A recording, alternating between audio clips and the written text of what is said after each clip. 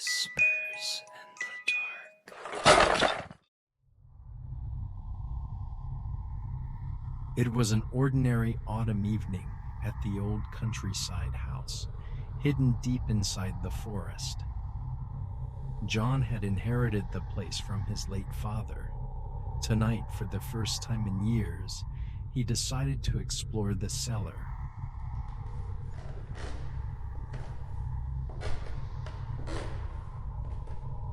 The stairs groaned under his weight, each step threatening to collapse.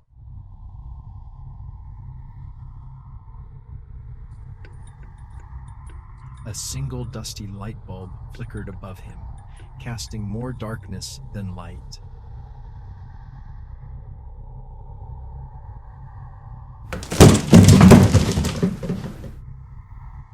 At the far wall, an old cardboard box sat half collapsed. John pushed it aside. A dull thud echoed, like something inside had moved. He froze, his breath quickened. With trembling hands, he opened the box.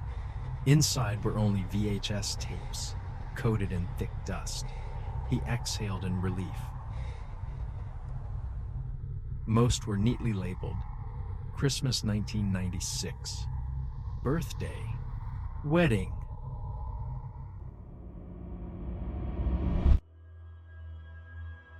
But at the very bottom lay a single black tape. No label, no markings. It felt as if it had been waiting just for him. John remembered how his father used to record everything, but this tape was different. The plastic was strangely warm, as if just held in someone's hand. Its edges were scratched, carved with tiny lines like fingernail marks. And when John held it up to his ear,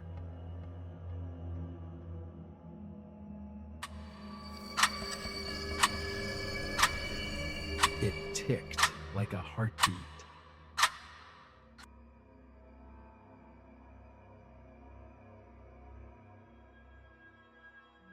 He carried it upstairs to the living room. The TV flickered, static hissing like a whisper behind curtains. And then slowly an image formed.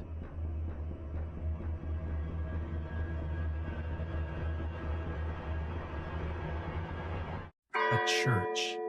The camera shook as though held by unsteady hands. The light inside was pale, drained of color. Rows of people dressed in black filled the pews. But something was wrong. Their heads were bowed, yet none of them moved. Faces blank, eyes glazed, like dolls forced to grieve. John's stomach twisted. At first he thought it was an old tape from his father's funeral, but then he saw them, his mother, his sister, his childhood friend, not younger, not past versions of themselves, exactly as they were today. The camera moved closer, the sound warped. Heavy, wet breathing filled the speakers as though someone stood too close to the microphone. A low creak followed, like heavy doors slowly opening. Yet on screen, no one moved. The camera stopped at the casket. Dark polished wood. A small brass plate glimmered on its surface. John leaned forward. The engraving froze his blood, his name, his surname, his date of birth, and a date of death. Tomorrow. On screen, the camera lowered. Closer, closer, until the lid of the casket creaked open. John felt a cold draft rush across his skin, as if he were the one lying inside, and there he was, his own body. Then, suddenly, the corpse's eyes snapped open. They locked onto him, and slowly, Its lips curled into a smile. John screamed. He hurled the remote at the TV. The picture rippled, static flared, but the recording continued. John ripped the tapes out of the VCR and threw it against the floor. The plastic should have shattered. Instead, the lights died. The house plunged into darkness.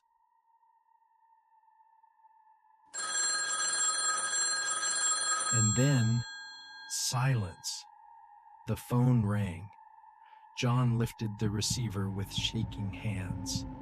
His mother's voice, but it wasn't alive. It was muffled, distant, like a voice speaking through dirt. John, why didn't you come to your funeral?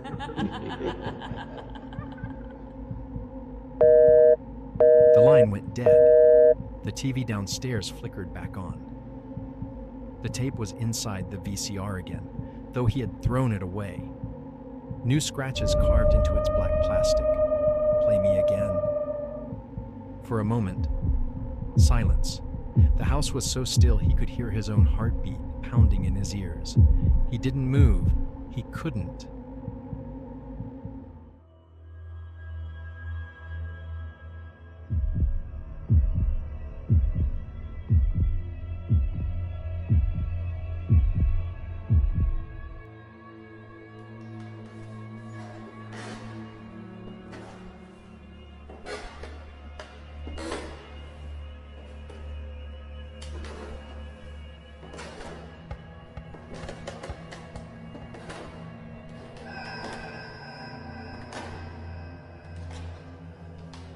Then footsteps, slow, heavy, behind him.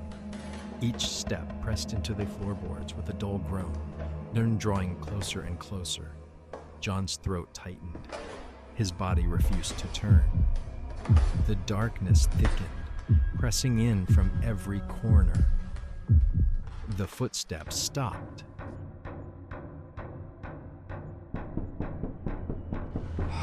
Right at his back.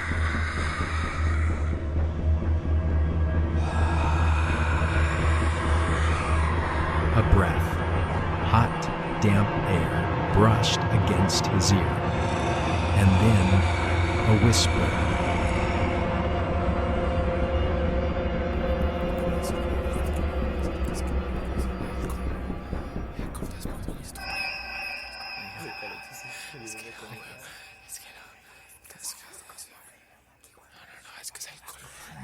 You're already dead. You just don't